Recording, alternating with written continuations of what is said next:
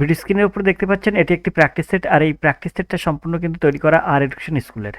আর education school প্রতিদিন রাত ৯টার সময় হোয়াটসঅ্যাপে প্রশ্ন সমাধান করতে দেয় তার স্টুডেন্টদেরকে। তো এটা একটা পরীক্ষা থাকে, একটা মক টেস্ট থাকে। তো আজকের যে প্র্যাকটিস সেটটা দেখাচ্ছি এটা কিন্তু 23 ডিসেম্বর। আমরা যদি একটু জুম করে বড় করি তাহলে দেখতে পাবো যে এখানে দেখুন, জুম করে বড় করে দেখ। তো আপনারা এখানে দেখতেই পাচ্ছেন যে 23শে ডিসেম্বর, আপনারা দেখতেই পাচ্ছেন 23শে ডিসেম্বর 2025। এখানে কিন্তু আপনার পরিষ্কার লেখা আছে। তো আমরা ডিসেম্বরের 23 তারিখে কিন্তু এই প্র্যাকটিস সেটটা দিয়েছিলাম। তো আজকে কিন্তু এই প্র্যাকটিস সেটটা সমাধান করছি।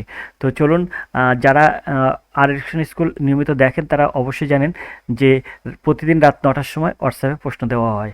তো এই মক টেস্টটা যদি আপনিও দিতে চান এবং এরকম প্রশ্ন আপনি যদি পেতে চান তাহলে 85 3টি 9 82 506 এই নাম্বারে আপনি ফোন করতে পারেন। যে কোনো সময় আপনি হোয়াটসঅ্যাপও করতে পারেন এবং ফোনও করতে পারেন। তো সরাসরি ফোন করুন এবং এরকম প্রশ্নের সম্মুখীন হন। আপনারা অবশ্যই আগামী আগামী ১-২ মাসের মধ্যেই কিন্তু ওয়েস্ট বেঙ্গল পুলিশ এবং কলকাতা পুলিশ দুটোই কিন্তু পরীক্ষা হচ্ছে।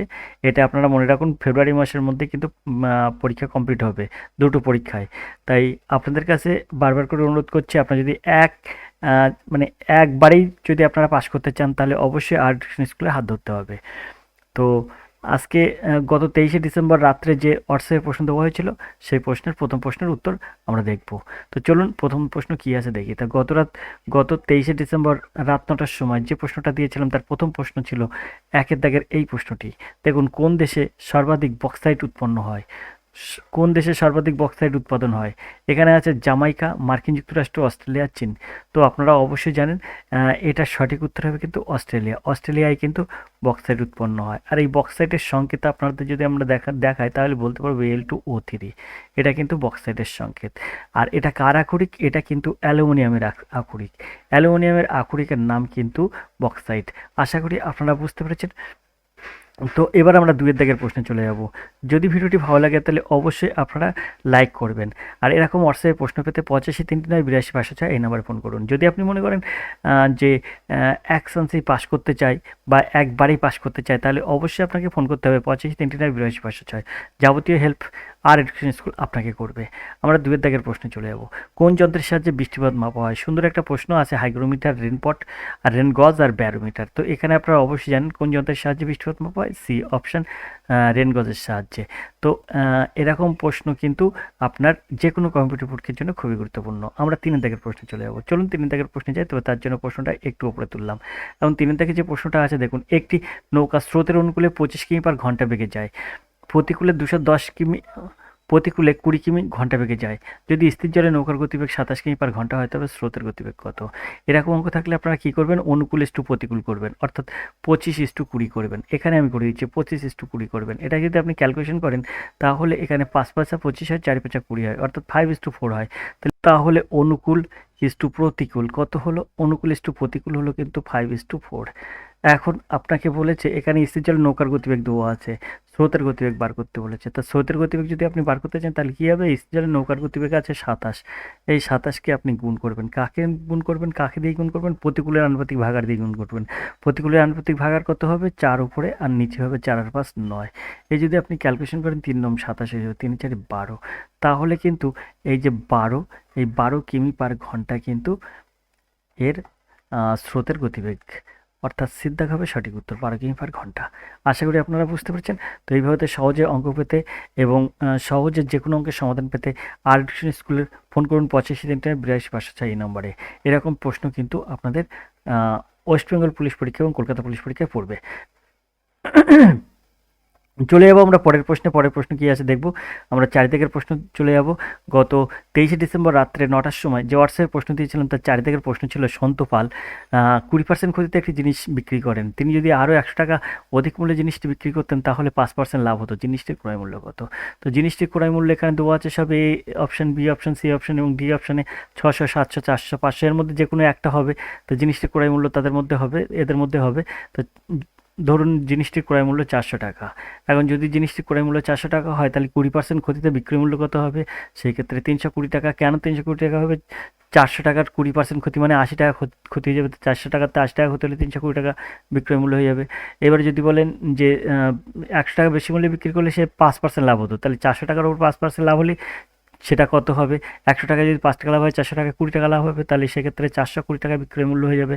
আমরা যদি এটা বিয়োগ করি, অর্থাৎ ক্ষতি করেছি 320 টাকায় বিক্রি করেছি, আর 420 টাকা লাভে যখন বিক্রি করি তো 420 টাকা। তো এর মধ্যে মানে থাকছে কি, এর মধ্যে তো দুটোর মধ্যে পার্থক্য কত হচ্ছে? তো দুটোর মধ্যে পার্থক্য হচ্ছে 100। তো দেখুন সেই 100 টাকায় অধিক মূল্যে বিক্রি হচ্ছে কিনা।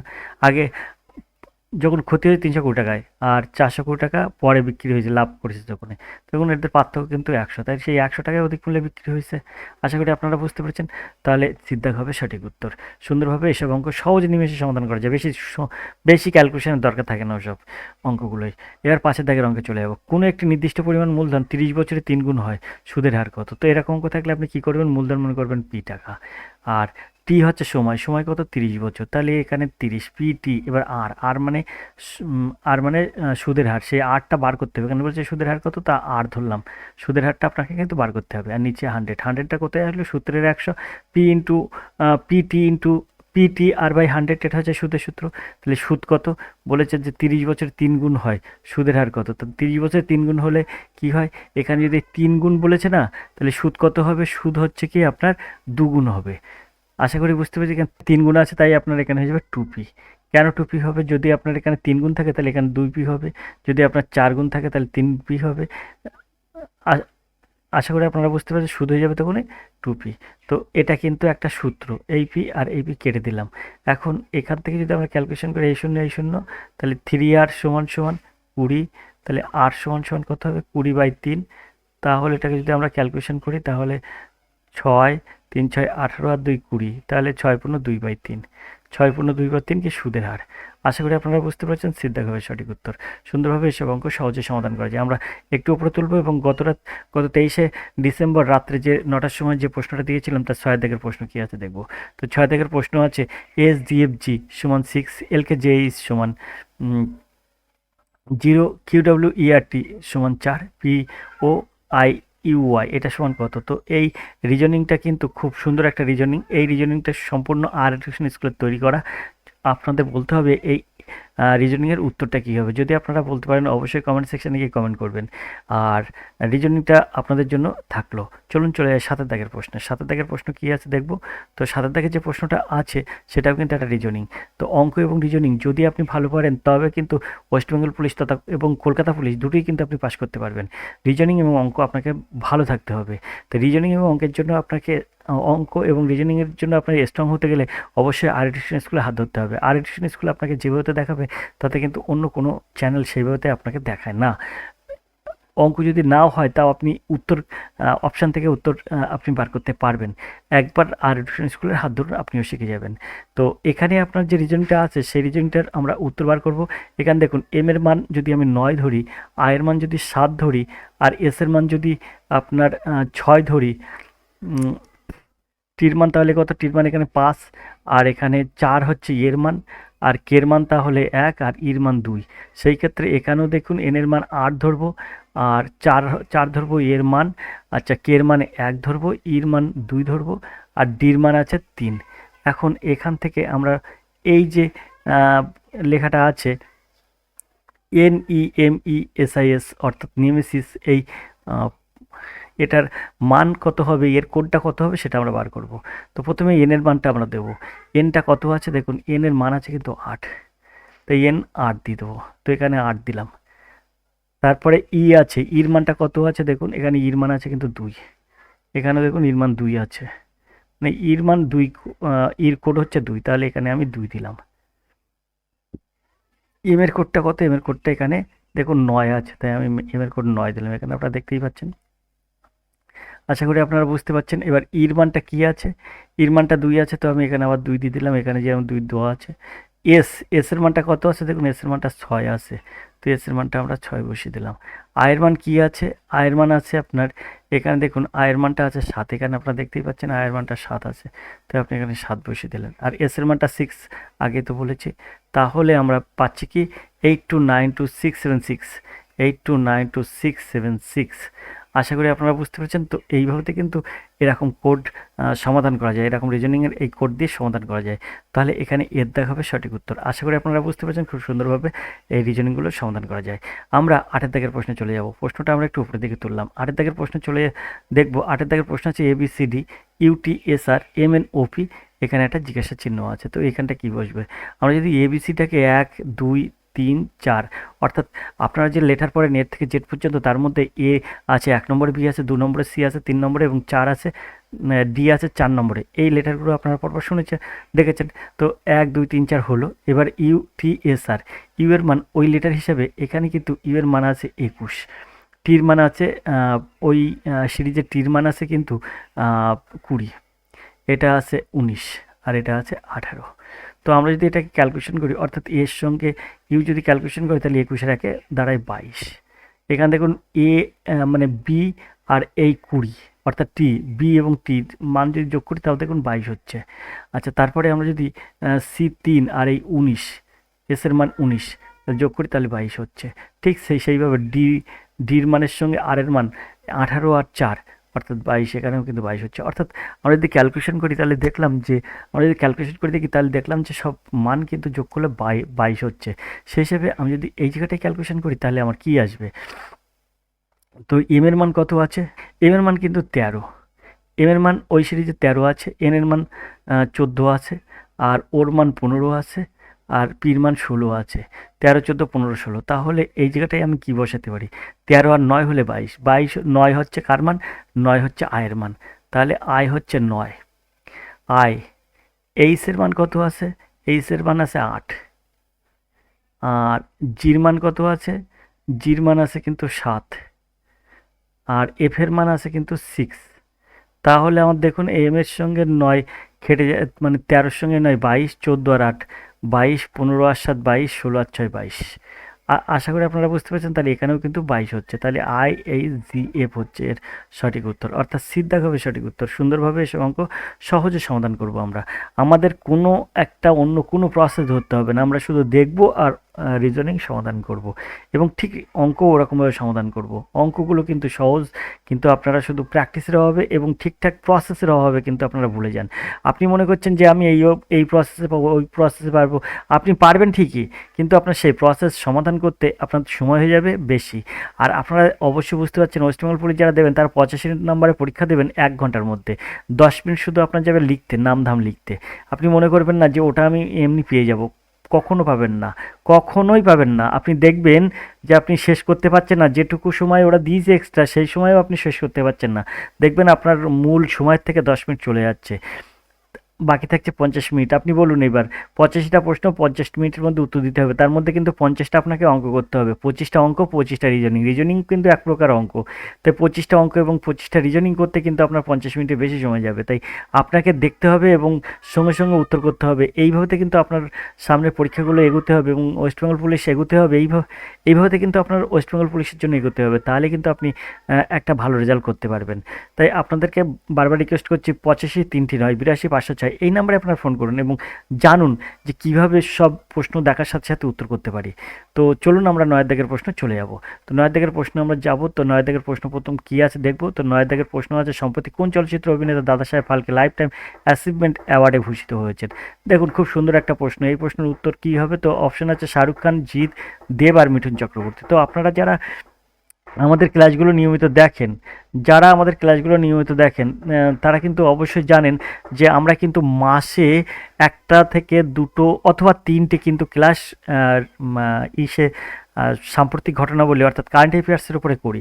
আর এই 3টি ক্লাস যদি আপনি মাসে দেখেন তাহলে কিন্তু সমস্ত কারেন্ট অ্যাফেয়ার্সগুলো করতে পারবেন। বেশি সময়ের হয়তো ক্লাস হয় না, কিন্তু যে কারেন্ট অ্যাফেয়ার্সগুলো দিই আমরা সেগুলো কিন্তু খুব গুরুত্বপূর্ণ কারেন্ট অ্যাফেয়ার্স দিই। আর আপনি এমন কোনো প্র্যাকটিস সেটে দেখাতে পারবেন না যে এই গুরুত্বপূর্ণ কারেন্ট অ্যাফেয়ার্স এসছে সেটা আমাদের ক্লাসে করানো হয়নি। তাই নিয়মিত চোখ রাখুন কারেন্ট অ্যাফেয়ার্সের দিকে। আর সামনেই কিন্তু আপনাদের একটা গুড নিউজ দিয়ে রাখি। মানে শুরুতেই আমি বলবো মনে করেছিলাম, কিন্তু সেটা মনে নেই। তাই আপনাদের কিন্তু একটা গুড নিউজ দিয়ে রাখি, জানুয়ারিতে কিন্তু গ্রুপ ডির মানে রেলের গ্রুপ ডি কিন্তু ফর্ম ছাড়ছে। তাই জানুয়ারির সম্ভবত 20-র পরে সম্ভবত হবে। আপনার এটা কিন্তু 20 কি 15-র পরে, কি জানুয়ারির 20 বা 15 তারিখের পরে কিন্তু ফর্ম ছাড়ছে গ্রুপ ডি, রেলের গ্রুপ ডির জন্য। আর আপনারা জানেন রেলের গ্রুপ ডি মানে একটা বড় পরীক্ষা। সেই পরীক্ষায়ও কিন্তু এই রিজনিং থাকে বেশি, এবং থাকে কিন্তু বেশি হচ্ছে আপনার কারেন্ট অ্যাফেয়ার্স। আর তাই আপনাদেরকে বারবার করে বলছি, আপনি যারা কেন্দ্র সরকার পরীক্ষা দিতে যাবেন তাও কারেন্ট অ্যাফেয়ার্স গুরুত্বপূর্ণ, রাজ্য সরকার পরীক্ষা দেবেন তাও গুরুত্বপূর্ণ। তাই কেন্দ্র সরকার এবং রাজ্য সরকার যে চাকরিগুলো এখন বেরাচ্ছে, কারেন্ট অ্যাফেয়ার্স কিন্তু একটা গুরুত্বপূর্ণ। তাই আপনারা বেশি দেরি করবেন না, কারেন্ট অ্যাফেয়ার্সের ক্লাসগুলো যা দিই আমরা দেখুন। আর এই যে প্রশ্নটা 9 দাগের যে প্রশ্নটা, এই প্রশ্নের সঠিক উত্তর হবে কিন্তু ডির দাগ, মিঠুন চক্রবর্তী। এটা আপনারা জানেন, অবশ্যই জানেন, আমি আশা করি আপনারা জানেন। আর এবারে 9 দাগের পরে এই যে 10 দাগের প্রশ্ন আছে, এই 10 দাগের প্রশ্ন আমরা 9 এবং 10 দুটো যে প্রশ্ন করছি, এই প্রশ্ন দুটোই কিন্তু আমরা কিছুদিন আগে আলোচনা করলাম কারেন্ট অ্যাফেয়ার্সের ক্লাসে।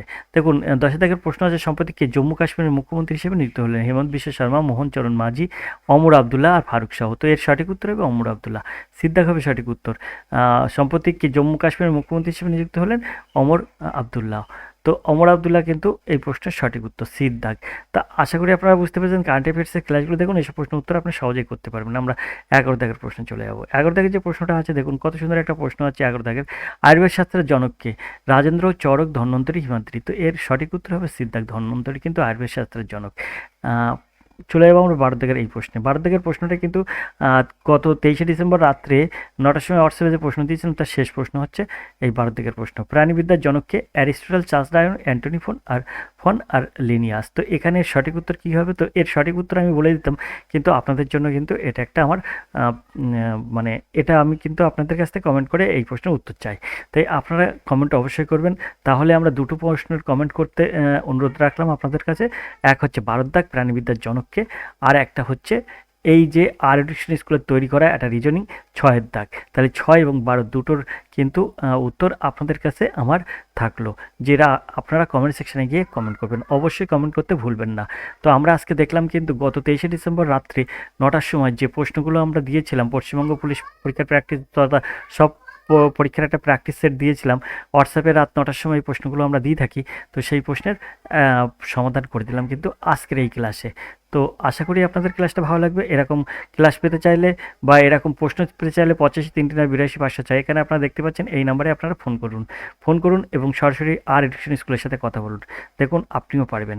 পশ্চিমবঙ্গ পুলিশ একবারেই পাস করুন, নইলে কিন্তু আপনার দিন চলে যাবে, কিন্তু আপনি বুঝতে পারবেন না যে কোথায় আমি ভুল করেছি। তো আজকে ক্লাসে এই পর্যন্ত, দেখা হবে পরের ক্লাসে। ততক্ষণ আপনি ভালো থাকুন, সুস্থ থাকুন। ধন্যবাদ। আপনার দিন শুভ হোক।